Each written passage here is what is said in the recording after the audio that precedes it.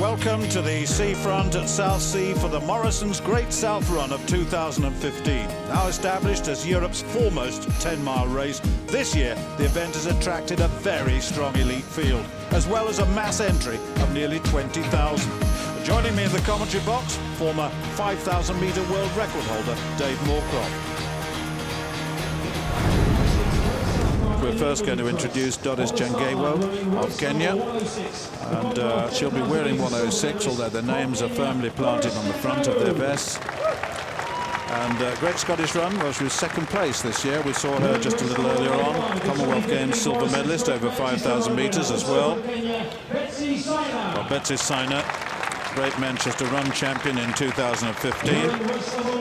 Competed in the World Championships in the 10,000 metres, got 8th place in that. But Jo is so popular in the United Kingdom, she really is, and worldwide she's one of the most accomplished athletes we've got. Won the Great South Run twice actually, 2006 and again in 2012. So Gemma Steele in very good form indeed, we understand. Gemma, European cross-country champion last year, Great North Run, second place of this year. But what about this young woman? Vivian Cheruiyot of Kenya, world 10,000 metre champion, the Olympic silver medalist over 5,000 metres. And those elite athletes just heading up the field of 20,000. Of course, the men will start separately later. The starter once again was Ian Percy on the right, and of course we've got a good flat course, and I must say that records could be on offer today. The course record for the men is 45 minutes and 16, but for the women 51 minutes. More about that in a moment. Well, Jo Pavey quite happy to take this one on, certainly, and Gemma Steele has latched on behind her. Certainly all the principals, as one would expect, gathered there together. I see a Guir on the right, who was second in the Birmingham run, and Kate Avery at the back. And this is going to be a good race, I fancy. And we'll have a look at the course itself right now. It starts alongside the D-Day Museum and the Aquarium. Once it starts, it goes on to Clarence Esplanade and then Pembroke Road. And then the early mileage through the historic naval base and past HMS Victory, and then finally out through the Marlborough Gate, Queen Street, Anglesey Road, and left now on Winston Churchill Road, and then east and west. It comes back again towards the 5-mile mark, then down Western Parade and Clarence Parade to 6 miles, and then Eastern Parade up to 7 miles. And then St George's Road, that little jink upwards, and then to Henderson Road at 8 miles, and then they turn back along the seafront, along the Eastway Esplanade, Southsea Esplanade, past the pier eventually at 9, just after 9 miles, to finish at 10 miles.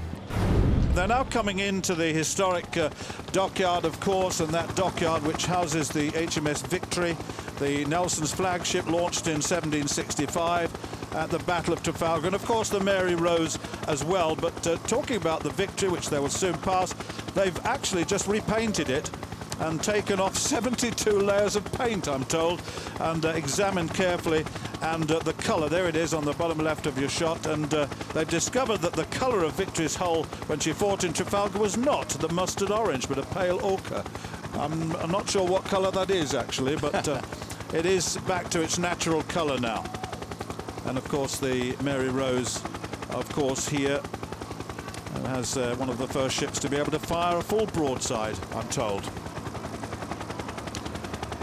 It is a great, I mean, what a wonderful sight that is, isn't it wonderful when, you know, the past meets the present. Little did the builders of Victory know that one day there'll be some of the greatest athletes in the world running past her. But it is phenomenal, and it's a wonderful location for a distance race. Yes, indeed, and there's a familiar sight. Vivian Cheruiyot has now taken on the run, and I think that that's Changewa in second place behind her, the slightly taller figure. But we'll have to look and see what they do in over the second mile. But the race already beginning to emerge with Vivian Cheruiyot leading the charge. But we're going to meet the men now. This is one of the great fields. The course record stands to Joseph Abuya, set in 2010 at 45 minutes and 16 seconds. We saw Chris just 1 week ago. Yeah, very popular. Great Birmingham Run champion just a week ago after injury. He says he's had problems. We'll talk more about that when the race gets underway. And Emmanuel Bett won this race in 2013. Great Scottish Run second placer in that year too. But Martin Mathathi of Kenya, a lot to say about Mathathi. World Championship 10,000 metre bronze medalist in 2007. Got a bronze in the World Cross Country the year earlier in 2006. Well, Jaspet Korea, World Cross Country champion in 2013. Great Ireland Run champion this year. And this is a man we saw winning the Great Scottish Run this season. Moses Kipsero, Commonwealth 10,000 metre champion twice. Defended his title in Glasgow in 2014. And the elite field gets underway. I just wonder where the real power will come from. We know that Kipsero has got the finish. We've seen that already. There'll be much to say about him as the race emerges. We know about Jaspet Korea. But look at the way in which that field has spread out, David, all of a sudden. I mean, they really are setting off quickly. They are, and if we looked at sort of 5 minutes a mile for the women being the benchmark for a super fast times, then 4 minutes 30 for the men brings them in around about 45 minutes, and probably be a bit slower than that. But again, this is such a strong field. Moses Kipsero, the double Commonwealth champion, again one of the greatest distance runners. Jaspeth Korea has won the World Cross Country Championships. Now that is one of the hardest titles to win in running, because the World Cross Country Championships brings together 1,500 metre, 5,000, 10,000 steeplechase marathon runners, and anyone who's run that race is phenomenally gifted.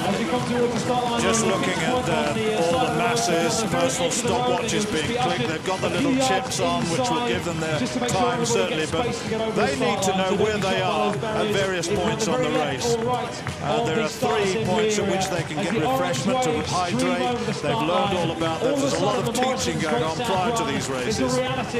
Yeah, there's 25,000 runners this weekend, 20,000 now, and the 10,000 metres has a wonderful simplicity.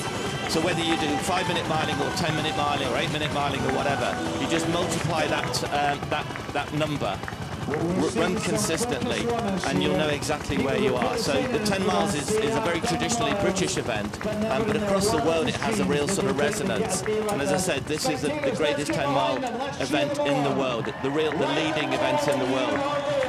Well, we have a break on in this race. All of a sudden, when you consider the first 2 miles were at 5:15 and 5:17, then, of course, Vivian Chariot has started to pull away and opened up a big gap. All of a sudden, it happened so quickly. That looks like Changewo, Doris Changewo in second place, behind her just hanging on. But Chariot, well, we said it's her debut over 10 miles. That does not matter. Hey, look at this. It is Changewo. We're just confirming that for you.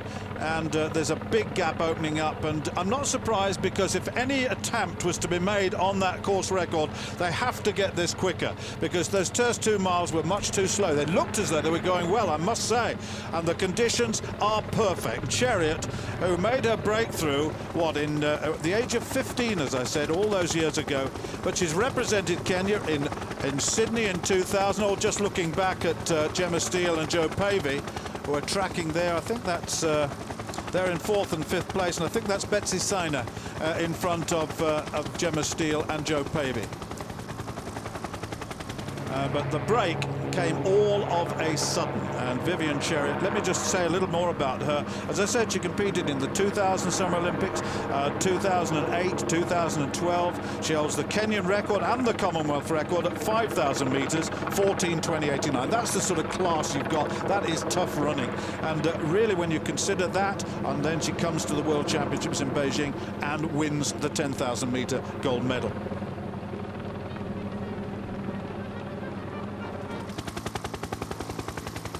These are the best conditions we've probably seen in 25 years since this race began in 1991 here in Portsmouth. The first race was in Southampton, but they've been in Portsmouth here 25 years of this Great Run Series since 1991. HMS Victory, they will not notice and be concerned with the history of this great vessel as they make their way in the early stages of this race. And 2 mile markers, and there's 2 miles coming up now at, let's have a look, 8 miles to go then in the race at 9, approximately, not 9:15, something like that, 9:15. Got Mary Rose inside that building, again in a place of great history, but for the athletes they barely notice anything around them. They're just in their own little zone and conscious that they're piling on the pace, but there's still 5 or 6 of them together, one of which is Chris Thompson. Now it's very early days, but it's fantastic to have seen Chris win the Great Birmingham Half Marathon last week, and the fact that he's recovered well enough to be able to race today. And as the race gets closer to the finish, I think it'll get tougher and tougher for Chris. Yeah. But it's just great for his confidence to be mixing with some of the best athletes in the world.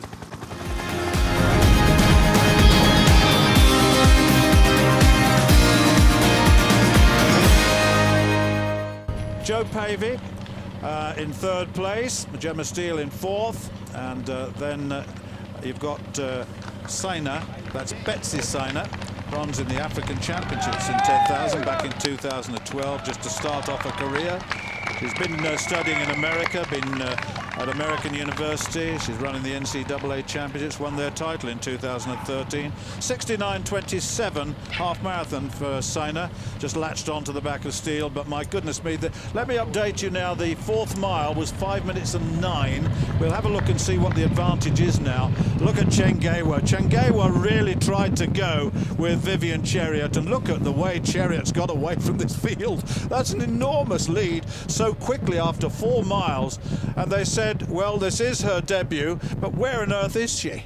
I mean, that is an incredible lead. Look at that. That is astonishing to make that over 4 miles, to be that far ahead. Look at the mileage. First 2 pretty slow, and that 3rd mile, the 5:02, really started to put the pressure on. Chengewa tried to go with it and obviously has now suffered and falls back in the field. This would be the entire field. This and is there's the just the masses first again, people wave. still flooding through the start line. And it's amazing. But the guys, the interesting one for me is number 1 on the left of your screen as you're looking at it. Moses Kipsero has just done nothing all race. He's kept out of trouble. He's allowed other people to do all the work. And in a field that's really loaded, he's probably the best tactician, the person who's proven himself over many, many years on the track and on the road to really be able to sort of run tactically brilliantly. But this is one athlete who really did make a move to win, and that's Vivian Chariot. Piling it on. You can barely see the 2nd, 3rd, 4th place behind. Hopefully that is Gemma Steele and Joe Pavey. We have the advantage today, and we've said it before, and anyone who's ran this course knows that at the beginning of the race and at the end of the race, always there is a very, very strong headwind. But she's now run another just over 5:20. She's settled into victory, I think, now. Now then, you've got Betsy Saina, you've got Joe Pavey, you've got Gemma Steele, and you've got Chengewa. That's Doris Chengewa on the left, who tried to go with Vivian Chariot. But these are the 2nd, 3rd, 4th and 5th places. Chariot, she's dominated today. She looks beautiful the way she runs. She's in her own little zone, she's in her own world, and she knows that not only she's got this race won, but she's now comfortable over the distance. And again now 8 African great distance runners locked together in battle. Well, certainly 4th mile 4:39. So they're not on record schedule pace. But as we've said several times before, the 5th mile in 4:29. Now that is certainly the sort of pace they would need to average out at if they were going to proceed. So the second half, if they can do a negative split on the second half of this race, then, well, who knows? You know, they really have got the talent to do this, but we'll see. But it's going to be tough after that first 5 miles, that's for sure. Well, certainly we're looking towards the 7th mile, and Vivian Chariot, who's receiving a lot of support, isn't she? And she broke away with a 5:02 mile, and then a 4:53 with a 5:09 in the middle of those two. So that surge just took her away from the rest. The 7th mile now, 5:07. So that's once again very useful indeed. And I reckon that she should be en route for something under 52 minutes in this respect. But if she can really push it on in the final stage. So they always, Dave, have problems down that last couple of miles down the seafront. But today, with no wind, then this could mean a great advantage to her.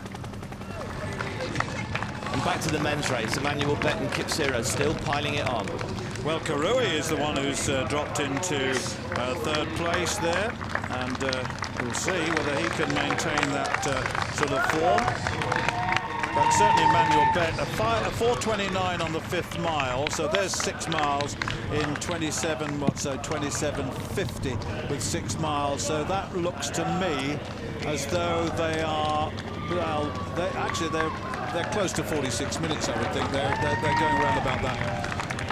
And Bett wants to keep this pace going now. I don't think he'll be looking to do anything other than push hard and try and break the field.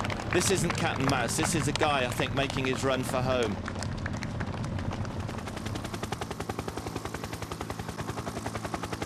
And that is Joe Pavey chasing Chengewo by the look of it. Chengewo looks rocking and rolling. She's been rocking and rolling right the way through. Now, I don't know where Gemma Steele is, or whether that is 2nd and 3rd. Is Gemma Steele in 4th? That's 2nd and 3rd. Chengewo at 1:06 is in 2nd place, holding off Joe Pavey. But Joe's finishing strongly. Oh, look at Gemma Steele. There she's about 25-30 metres behind. So there you've got 2nd, 3rd and 4th in the race. But really, the pace has been absolutely superb. But when you look back to the women's race, the damage was done in mile 3 at 5:02, and then again in mile 5 at 4:53, and then a 5:03 for the 9th mile. Now, you don't see this very often down this straight, because the wind coming off the sea often, as you said, could slow you down by a full minute in the final stages. But that 9th mile in 5:03 is pretty good. That means she's heading towards the pier, which will appear on her left, and then towards the finish at 10 miles. Chariot's likely to run sub 5 minutes for the last mile. This is great by Joe Pavey, and it's actually really good by Chengewo, because Chengewo went with Chariot and then really struggled. She was in that sort of vacuum between the leader and the chasing pack, and normally you would expect someone to go backwards. But now there's a terrific race between Joe and Chengewo. Well, certainly Bett has run 3 half marathons this season already. His best 60 minutes and 8 seconds. That was in March in Spain. And he's got some good strength endurance, and he has some speed endurance, but he'll need some speed, because Moses Kipsero did this exactly the same way in the Great Scottish Run. He knows what he's doing. He just sits there, uses the athletes. He's been in the midst of the pack for most of the way. As soon as Bett moved away, he recognised the danger. He knows he's a great athlete. He knows he's won it before. He knows the course. So he got on the back of him straight away, and all of a sudden he just shows him he's there. Just a little nudge to the shoulder. Yeah, I'm here. And look how comfortable Kipsero looks indeed. He does look very comfortable. He's bouncing along, looking very, very relaxed. And again, just that, he doesn't want to run next to Bett. He wants to run just slightly behind. Having said that, he's now just moved to the side of him. But he wants to dominate the race, but not from a position at the front. So the final stages of this women's race, and a big battle for 2nd and 3rd, Joe Pavey and Doris Chengewo. These two, and Joe has been putting the pressure on the young woman who tried to stay with Vivian Chariot, but couldn't quite manage to stay with her, as Chariot put down the pedal and moved away into a different class. But in the final stages now of the race, Vivian Chariot of Kenya will become the 5th Kenyan over 25 years to win this Morrison's Great South Run. But this is a magnificent demonstration of power running, as you can see now, the finish in the distance. Wonderful run by Vivian Chariot, a Kenyan who came from Beijing, the World Championships, less than 200 to go, as you can see. Came to the World Championships in Beijing, came away with a gold medal in that 10,000 metres, and really world champion over 5,000 in the past. She's done it all, and now she comes through to take this title and take it in absolute style. Perfect conditions, perfect talent, perfect run, and it's a magnificent day for Vivian Chariot. Her first 10-mile race, and my goodness me, hasn't she done it well? 51.16, that was a quick finish, and that is only 16 seconds outside the championship record, the fastest run. 51.17, and that means the second half she ran a negative split by a long way. Great finish here from Chengewo and Joe Pavey. Pavey has really put the pedal down. Look at that, coming into second place. What an athlete, and mature beyond years really, but what a way to run a race against such good talent, great talent from Africa. She was denied by Vivian Chariot, who was in a different league totally, but Joe Pavey still represents the very best that Britain can offer in long distance running. Superb finish by Pavey, perfect tactics all the way through, and her time's going to be pretty quick as well. Remember, she's twice winner of this race, and now it took a world and Olympic 10,000 metre champion to deny her here. Look at the time, 52.39, 52.40. She's second ahead of Chengewo. And I think that's the fastest Joe's ever run for 10 miles. That's a personal best for Joe. And, you know, a brilliant run. Now, Chariot was in a class of her own, but Joe showed why she is one of the toughest athletes in the world. That's Karui being dropped off the back. So there's fourth and third. Third is Kipsang there. And look, he's only got a small margin. Look at this. Is that, I think that is Karui. I think that's Kipsero who's opened up. Is it, or is it Bet? Let's see. It's Kipsero, and whether Kipsero decided the best way to beat Bet was to go at that point, and whether he was conscious that Kipsang was catching, I don't know, but either way round he's made the right move. Tactically perfect. He's hit the front at the point when he knows that he can keep that pace going. That's crucial. It's still a long way to go, but Kipsero knows his own body. He knows the talent he's got. He's competed on the best, greatest stages in the world at Olympics, Worlds, Commonwealth, and he's now made a break that's decisive. Kipsang is moving through, I think, to get close to Bet, but Kipsero made the break to make sure that not only did he get away from Bet, but that he didn't give Kipsang the opportunity to catch him. And here they keep piling past victory. Many athletes are running for many different causes. We know there's Gordon Charlton and Evie Burnett running today, both involved in the music industry. Evie, an opera singer, a voice coach, one of many people. Well, it looks as though Bet might well have got the better of Kipsang. Kipsang's real effort to challenge the second place, but right into the home straight now. With just about 200 metres to go, as you can see on the left, the 200-metre mark. And Moses Kipsero of Uganda doubles up on this Great Run Series in the sense that he won the Great Scottish Run. He's now going to win the Great South Run. But the battle for second place has changed again. As Bet looks as though he got away, Kipsang then comes back at him. And Kipsang looks to me as though he's going to get the second place. But Kipsero comes through to take this 2015, this 25th running of the Great South Run title. And he does it in style as well, isn't he? Really accelerating on that last mile. 46 minutes is a good time. And Emmanuel Kipsang gets the second place. And in third place is Emmanuel Bet as well. And then behind him was Kochai, Kevin Kochai, I think. Or was it Karui? It was Karui, in fact. And the 2015 running of the Morrison Street. There it is, Kipsero's time, 46 exactly. A much faster second half to the race, just as the women's race was. Kipsang in second, Emmanuel Bet in third. When I saw the weather yesterday, it was really not good. And I was expecting, as you know, maybe today will be again worse. But hopefully today it was nice weather. I enjoyed it, you know, it is perfect. It is perfect for me. There it is, Chariot, 51.17, Pavey 52.44, and Chengewo 52.51 in third place.